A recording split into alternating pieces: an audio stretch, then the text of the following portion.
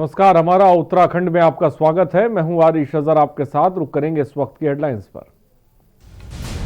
चमोली में आपदाग्रस्त इलाकों का सीएम ने किया हवाई सर्वेक्षण। चमोली में राहत और बचाव का काम जारी, अधिकारियों से की बात। चमोली त्रासदी में अब तक 30 शव बरामद। हादसे के बाद से अब तक 202 लोग लापता। लापता लोगों की तलाश में सर्च ऑपरेशन जारी।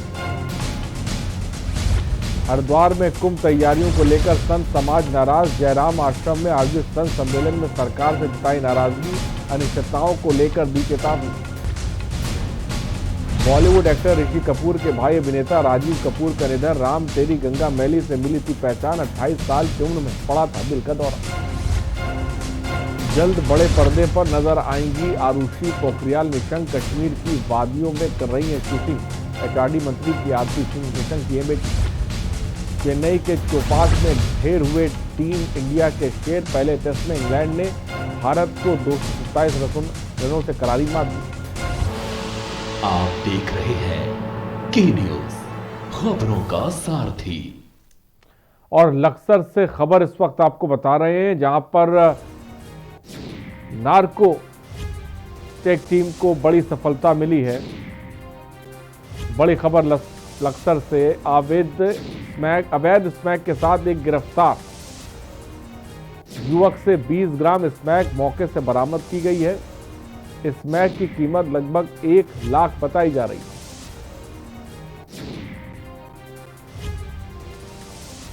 नारकोटिक विभाग को बड़ी सफलता मिली है। अवैध स्मैक के साथ एक को गिरफ्तार किया गया है। युवक से 20 ग्राम स्मैक मौके से बरामद की गई। खबर लक्सर से इस वक्त आपको बता रहे हैं।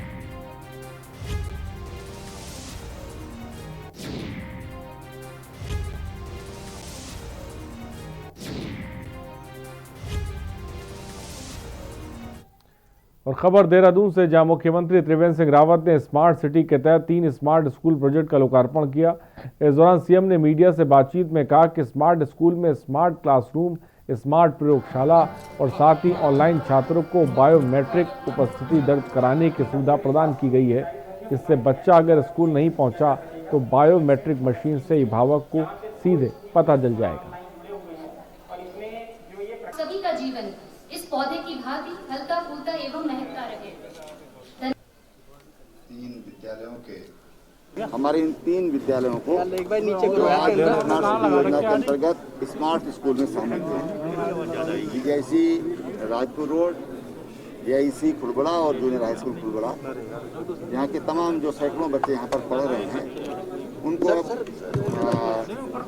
जहाँ वो जो परंपरागत तरीका हमारा पढ़ाई का है, या हमने अभी वो क्लास में बैठकर पढ़ते थे, अध्यापक नहीं है तो उनकी शिक्षा नहीं हो पाती थी। अध्यापक जिस दिन नहीं आते थे या छुट्टी पर हैं तो उस दिन उनकी क्लास लेने वाला कोई नहीं होता था। अब स्मार्ट सिटी स्कूल योजना के अंतर्गत अब वो बच्चे एक जगह से सारे बच्चों को भी आवश्यकता पड़ने पर पढ़ाया जा सकेगा।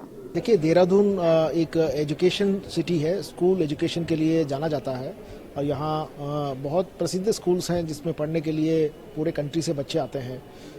ऐसे में हमारी सरकारी स्कूल भी एक स्ट्रेंथन हो रहा है और इसको भी एक अच्छे उच्च स्तरीय विद्यालय का दर्जा मिलने जा रहा है। इससे जो यहाँ पर जो अंडर प्रिविलेज्ड बच्चे पढ़ते हैं उनको काफ़ी फ़ायदा होगा। अब मैं जो स्मार्ट सिटी के प्रोजेक्ट डायरेक्टर हैं और डीएम भी हैं आशीष श्रीवास्तव जी, उनको मैं कंग्रेचुलेशंस करता हूँ। और उत्तरकाशी से इस बीच बड़ी खबर आपको बताने जा रहे हैं। खबर उत्तरकाशी से, हनोल में ऐतिहासिक मंदिर के महासू देवता करेंगे। यमुनोत्री विधायक केदार सिंह रावत भी रहेंगे। स्थानीय जनप्रतिनिधियों और जनता में खुशी का माहौल है। मुख्यमंत्री त्रिवेंद्र सिंह रावत का मोरी दौरा है। उत्तरकाशी से खबर, उत्तरकाशी जिला प्रशासन युद्ध स्तर पर तैयारियों में लगा हुआ है। डीएम मयूर दीक्षित ने मोरी में तैयारियों का जायजा लिया है। कल उत्तरकाशी में के सीमांत विकासखंड मोरी जाएंगे सीएम। विभिन्न विकास योजनाओं का करेंगे शिलान्यास और उद्घाटन। हनोल में ऐतिहासिक मंदिर के महासू देवता के करेंगे दर्शन। खबर उत्तरकाशी से इस वक्त आपको बता रहे हैं। और उत्तराखंड के चमोली में आई आपदा पर आम आदमी पार्टी के नेता रविंद्र जुगरान ने सरकार पर तंज कसते हुए कहा कि सरकार पर आरोप लगाया कि अगर सरकार चाहती तो यह हादसा पहले भी रोका जा सकता था। आपका कहना है कि वहां पर जो पावर प्रोजेक्ट के साथ साथ हेली सेवाएं दी जा रही हैं, क्या वे मांगों के अनुरूप हैं? सरकार के पास उनकी कोई एनओसी है? क्योंकि जब ग्लेशियर पिघलकर झील बनती है तो वहां पर एडवांस अलार्म सिस्टम होना चाहिए, जिससे लोगों को पहले ही पता चल जाए कि सायरन आपदा के लिए बजा है और लोग अपनी जान बचा सके। लेकिन सरकार के द्वारा ना तो अलार्म सिस्टम लगाया गया है, ना ही कोई एनओसी। वार्ता का प्रथम उद्देश्य तो यह था कि जो भी आपदा ऋषिगंगा में आई है, हम सब लोगों को सामूहिक रूप से दलगत राजनीतिक भाव से ऊपर उठकर काम करना है, राहत देनी है, सुझाव देने हैं। समीक्षा के बाद उपजे हुए सवालों को अभी नहीं, कुछ समय बाद सुझाव के रूप में, प्रश्न के रूप में और प्रश्न चिन्ह के रूप में रखना होगा। लेकिन फिलहाल सबको लगना है जो भी कमियां रही, जिसके कारण से ऋषिगंगा के 2 प्रोजेक्ट इतनी जान माल की हानि हुई है, वो किन गलतियों से हुई है, क्या खामियां रही हैं, वो चाहे केंद्र की हो, स्टेट की हो। और उत्तराखंड कांग्रेस की महत्वपूर्ण आरोप पत्र समिति की पहली बैठक आगामी 11 फरवरी को पार्टी के प्रदेश मुख्यालय राजीव भवन में होगी। और कांग्रेस प्रदेश उपाध्यक्ष धीरेन्द्र प्रताप ने ये जानकारी देते हुए बताया कि इस बैठक की अध्यक्षता पूर्व काबीना मंत्री नौ प्रभात की अध्यक्षता में होगी। और बैठक में साल 2022 में होने वाले विधानसभा चुनाव को लेकर राज्य कांग्रेस मौजूदा सरकार के विरुद्ध महत्वपूर्ण नेताओं की बैठक करके त्रिवेंद्र सरकार के विरुद्ध तथ्यों पर आधारित एक मजबूत आरोप पत्र तैयार किया जाएगा, जिसमें बेरोजगारी, भ्रष्टाचार, महंगाई आदि मुद्दों को शामिल किया जाएगा।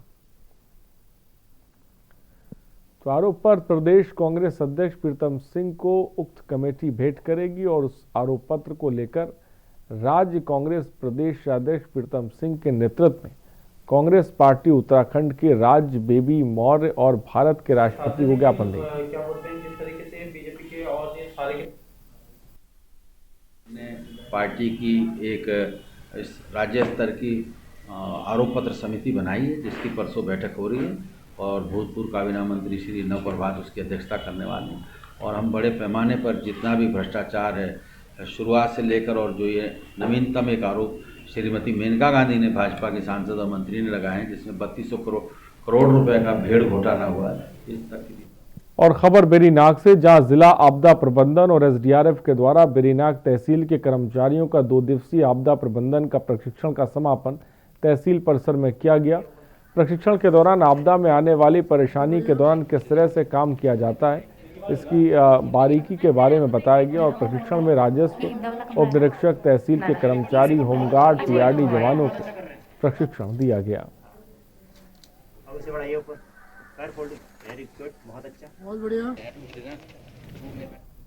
हरिद्वार में होने वाले कुंभ को लेकर जारी निश्चितताओं पर संत समाज बेहद नाराज है। मंगलवार को हरिद्वार के जयराम आश्रम में आयोजित संत सम्मेलन में संतों ने केंद्र और राज्य सरकारों को जमकर खरी खोटी सुनाई। संतों के मुताबिक देश भर के 90% संतों के पास हरिद्वार में अपने आश्रम नहीं है, इसलिए उन्हें कुंभ के दौरान हरिद्वार में टेंट लगाकर रहना पड़ता है। लेकिन अभी तक राज्य सरकार ने मेले की अधिसूचना जारी नहीं की है। ऐसे में कुंभ कब शुरू होगा, इसको लेकर अभी भी स्थिति स्पष्ट नहीं है। अभी तक कुछ समझ में नहीं आ रहा कि कुंभ है भी या नहीं है। तो कुंभ को लेकर संत महात्माओं में बड़ी असमंजस की स्थिति है और केवल दीवारें पेंट कर देने से कुंभ नहीं होता है। कुंभ तब होता है, भारतवर्ष में 90% ऐसे संत हैं जिनके अपने स्थान हरिद्वार में नहीं है, जो देश के विभिन्न भागों में रहते हैं। वो अगर कुंभ में आएंगे तो उनका डेरा तंबू कहाँ लगेगा। अभी तक कुंभ की कोई स्पष्ट कल्पना ना सरकार के सामने है। हमारी मांग यही है, कुंभ का स्वरूप कैसा होगा, यह प्रशासन, मेला प्रशासन, सरकार सभी संतों को इसके बारे में अवगत कराए, जनता जनार्दन को। गवर्नमेंट की एसओपी है उससे यहाँ का संत समाज संतुष्ट नहीं है, क्योंकि पूरा 1 साल से सभी संस्थाएं सफ़र कर रही हैं कोरोना की वजह से।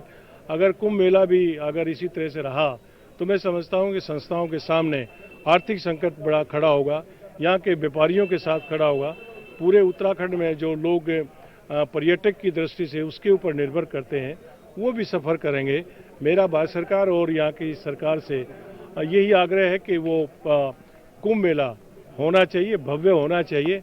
अगर इसको सीमित करेंगे तो संस्थाओं के सामने बड़ी आर्थिक दिक्कत आएगी। और पचपादून क्षेत्र में पैर पसार चुके भूमाफियाओं का मकड़जाल नए नए कारनामों को अंजाम दे रहा है, जिस पर संबंधित विभाग और प्रशासन कार्रवाई के नाम पर महज खानापूर्ति कर रहा है। या यूं कहें कि ऊंचे रसूख के चलते संबंधित महकमे कार्रवाई करने के बजाय भूमाफियाओं के आगे नतमस्तक हैं। दरअसल उत्तराखंड बनने के बाद जमीनों के दामों में आए उछाल के कारण लगातार भूमाफिया चांदी काटने के चक्कर में न केवल कृषि और बागानों की भूमियों को ठिकाने लगा रहे हैं, बल्कि सरकारी जमीनों पर भी कब्जा कर रहे हैं।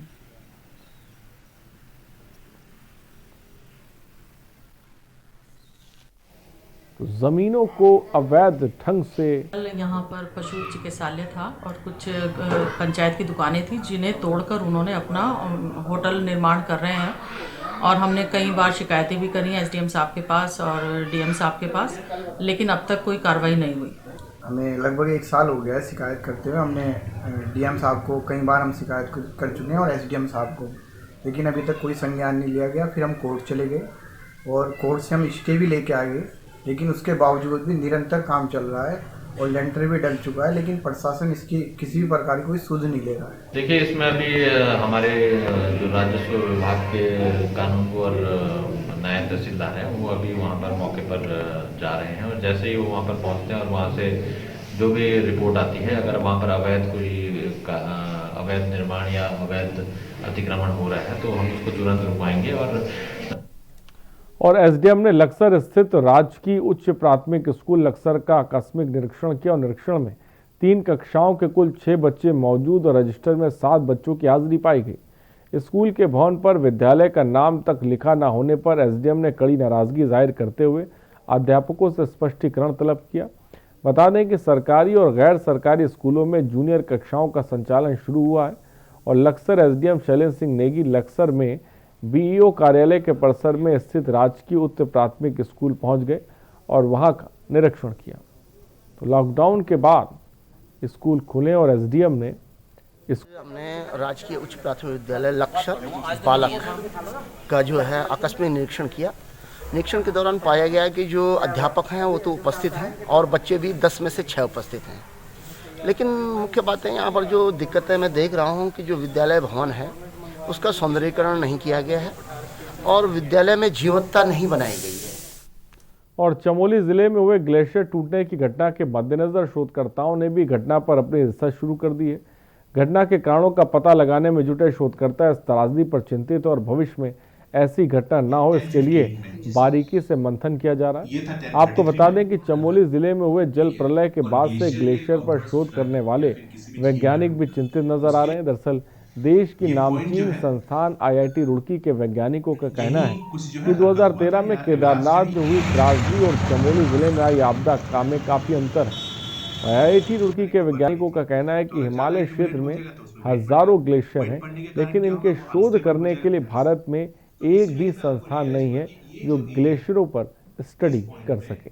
ये जो है ये एक्चुअली जी हाँ, जो 7 फरवरी को जो इंसिडेंस हुआ उसको लेके बहुत सारे स्पेकुलेशन से लोगों के मन में डाउट है कि किस कारण से हुआ, कि ग्लेशियर लेक के फटने से हुआ या किसी और कारण से हुआ है। तो हमने जो सैटेलाइट इमेज के अध्ययन किया है उसमें हमें ये समझ में आया है कि किसी लेक के फटने से नहीं हुआ है, हालांकि एक एवेलांस के कारण हुआ है या एक बर्फ का बहुत बड़ा टुकड़ा एक स्लोप में से गिर गया है। और वो हमें कैसे पता चला, हमने 2 सैटेलाइट इमेज देखा 6 तारीख का और 7 तारीख का, जो कि बहुत सारे ट्विटर अकाउंट में भी आया है, इसरो ने भी उसको कंफर्म किया IRS देहरादून में। तो हमने देखा कि रेनी गांव के राइट मतलब ईस्ट की तरफ अगर हम मूव करें तो करीब 14 किलोमीटर आगे चल के एक जो है वहाँ एवलांस का स्पॉट है जहाँ से बर्फ गिरा था और उस एवलांस के कारण ये पूरा पानी रिलीज हुआ। नेचुरल रिवर है, बर्फ की रिवर है, आइस की रिवर आप बोल सकते हैं, वो हमेशा चेंज होता ही रहता है। तो उसके लिए हम ये नहीं कह सकते हैं कि ग्लेशियर चेंज नहीं होगा, और उसके जो अदर क्लाइमेट के जो इफेक्ट है उस ग्लेशियर पे सबसे ज़्यादा हमारे पृथ्वी पे दिखाई देते हैं।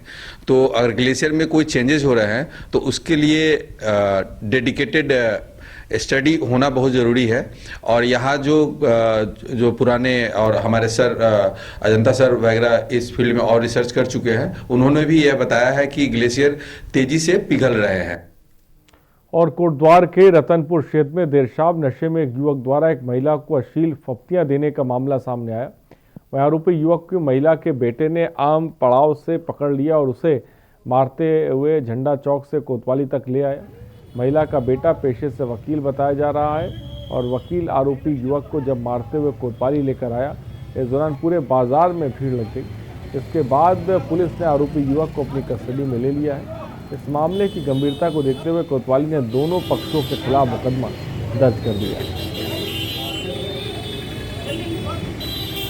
ये वकील साहब थे एहसान, कल इनका घर ग्रस्तनगंज रोड पे पड़ता है, वहाँ पे इनकी माताजी थी, तो एक लड़का नशे में इनकी माताजी को अश्लील फप्तियाँ कस के चला गया था। ये मामला था, तो उनकी तहरीर पे मुकदमा पंजीकृत हुआ। आज सुबह वकील साहब स्वयं उस लड़के को खोज के लेके आए और रस्ते भर मारपीट करते हुए थाने लेके आए हैं।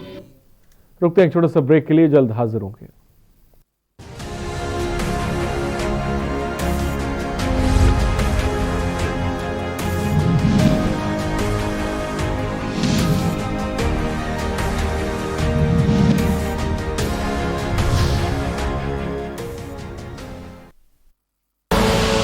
आप देख रहे हैं के न्यूज, खबरों का सारथी। एमपी में सत्ता पाने की लड़ाई धन पर आई। वोट के लिए कुरान पाक की कसम खिलाई। कुरान की कसम पर बीजेपी कांग्रेस में रार। महापौर चुनाव में धर्म कसम का ताना बाना। सियासत में धर्म का सहारा। आज का मुद्दा रात 8 बजे। खुदी को आजमाया है तो ये अंदाज आया है। खुदी को आजमाया है तो ये अंदाज आया है। तुम में भी मैं हूं, शुद्ध प्लस पान मसाला। आप देख रहे हैं के न्यूज, खबरों का सारथी।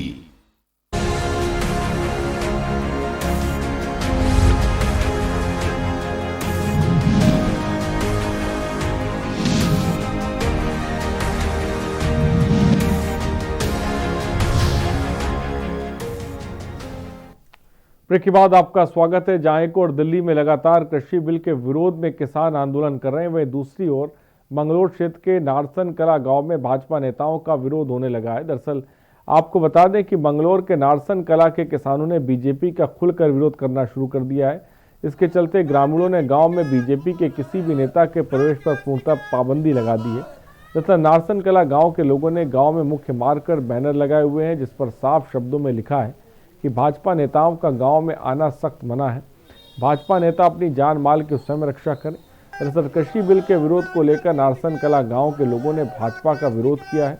वहीं ग्रामीणों का कहना है कि नारसन कला गांव में भाजपा नेताओं को घुसने नहीं दिया जाएगा। प्रतिक्रिया यह है भैया, मैं एक बहुत ही गरीब और मध्यम वर्गीय परिवार से हूँ, लेकिन मेरा जन्म यहीं पर हुआ है, बचपन यहीं पर बीता है। मैं यहाँ के किसानों से यानी कि इनसे सबसे घुला मिला हुआ हूँ। मैं भले ही कैसे गरीब परिवार से हूँ, लेकिन ये जो बोर्ड लगाया गया है ये बहुत ही सही है। जब तक उनका बिल माफ़ नहीं होने का वापस, जब तक कोई भी वो होने का नहीं। हाँ भाई, भाजपा का कोई भी नेता नहीं आ सकता। और उत्तराखंड राज्य गठन के बाद पहली बार पिथौरागढ़ जिले के पर्यटन स्थल मुनस्यारी में 1 माह के जनजाति महोत्सव किया जाना है। इसको लेकर जनजाति समुदाय के लोगों के लिए हर्ष की बात है। उत्तराखंड जनजाति आयोग के उपाध्यक्ष गणेश मोर्तलिया ने मुनस्यारी में एक दिवसीय दौरे के दौरान जानकारी देते हुए बताया कि उत्तराखंड में प्रथम बार पर्यटन नगरी मुनस्यारी में 1 जून से 30 जून तक 1 माह का अंतर्राष्ट्रीय जनजाति सम्मेलन किया। इसको लेकर एक बैठक में चर्चा की गई, जिसमें केंद्र सरकार की ओर से होने वाले महोत्सव में शिरकत करेंगे और इस महोत्सव में अन्य राज्यों में जनजाति समुदाय के लोग प्रतिभाग करेंगे। डिपार्टमेंट के लोग थे, यहाँ के लोकल एसडीएम साहब वगैरह सब ने चर्चा की है और कोशिश करेंगे कि बहुत अच्छा हो और इसमें पूरे मुनस्यारी क्षेत्र का पूरा तल्ला जोहार से लेकर सब लोगों का इन्वॉल्वमेंट हो और हर आदमी इसको पार्टिसिपेट करे और उसको सफल बनाने में अपना कुछ नहीं कर सकता, आप उपस्थित होकर के उसका पार्टिसिपेट करके ही उसका सहयोग करेंगे तो एक अच्छा फेस्टिवल हो सकता है, जिससे हमें नेशनल इंटरनेशनल लेवल पर मुनस्यारी का और पहचान होगी। जैसे मुनस्यारी को बहुत पहचान की जरूरत नहीं है, लेकिन और पहचान उसकी होगी। इस दृष्टिकोण से मैंने सोचा कि अगर यहाँ फेस्टिवल होता है तो इसका हमें पूरा फायदा उठाना चाहिए। और खबर उत्तरकाशी से, जहां यमुनोत्री विधायक केदार सिंह रावत ने कहा कि गंगोत्री यमुनोत्री धामों को रेलवे से जोड़ने के लिए केंद्र सरकार ने 22,000 करोड़ रुपए स्वीकृत किए, जिससे दोनों धामों और श्रद्धालुओं और पर्यटकों की संख्या बढ़ेगी। यमुनोत्री विधायक आज यहां पर आंगनबाड़ी कार्यकर्तियों को विधायक दीदी से बच्चों के लिए लेखन क्रीड़ा सामग्री वितरण कार्यक्रम को संबोधित करेंगे। उन्होंने कहा कि हमारी राज्य और केंद्र सरकार जन कल्याण की दर्जनों योजनाएं इस वक्त संचालित कर रही हैं, इसका लोगों को लाभ भी मिल रहा है। मीना पवार खरसाली योजनाएं हैं वो सबके लिए हो, बच्चों को गेट से ही पहले सैनिटाइज किया गया। योजनाएं हैं वो सबके लिए हो। और बाजपुर के सरकारी और अर्ध सरकारी विद्यालय सरकार द्वारा जारी की गई कोरोना गाइडलाइन का जरा भी पालन नहीं कर रहे हैं। बाजपुर के राजकीय कन्या इंटर कॉलेज के अध्यापकों और छात्राओं को मानो कोरोना का जरा भी डर नहीं है, जहां ना तो सोशल डिस्टेंसिंग और ना ही मास्क पहनने पर ध्यान दिया जा रहा है। यहां तक कि विद्यालय में कोरोना गाइडलाइन का पालन करवाने वाले खुद ही गाइडलाइन का पालन करते नजर नहीं आ रहे हैं। यही हाल बाजपुर इंटरमीडिएट कॉलेज का है, जहां स्कूल में पढ़ाने वाले अध्यापक कोरोना गाइडलाइन का जरा भी पालन नहीं कर रहे हैं। तो कोरोना गाइडलाइन का जरा सा भी पालन नहीं किया जा रहा है। बाजपुर से खबर आपको इस वक्त बता रहे हैं, जहां पर कोरोना गाइडलाइन का ज़रा सा भी पालन नहीं होता। तस्वीरें आप देख सकते हैं, बच्चे किस तरह से बैठे हुए हैं, जहां पर ज़रा सा पालन भी नहीं कर रहे हैं। आगे बढ़ते हैं खबरों की तरफ। लक्सर कोतवाली क्षेत्र के रायसी चौकी पुलिस को बड़ी कामयाबी मिली और आपको बता दें कि क्षेत्र में खनन के गोरख धंधे पर नकेल कसते हुए नीलधारा गंगा में खनन करने जा रहे 8 ट्रैक्टर ट्रॉलियों को रायसी चौकी पुलिस ने सीज कर उन पर त्वरित कार्रवाई की है, जिससे माफियाओं में हड़कंप मच गया है, जबकि कई खनन माफिया घने कोहरे के चलते मौके से भागने में कामयाब हो गए। कई खनन माफिया अपने वाहनों को छोड़कर भाग निकले।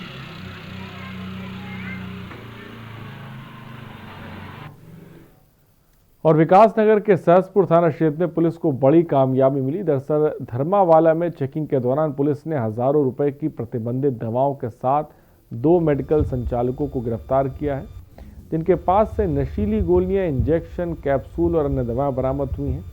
मेडिकल संचालक दवाओं को सस्ते दाम में खरीद कर सेलाकुई औद्योगिक क्षेत्र के मजदूरों और कॉलेज के छात्रों को सप्लाई करते थे।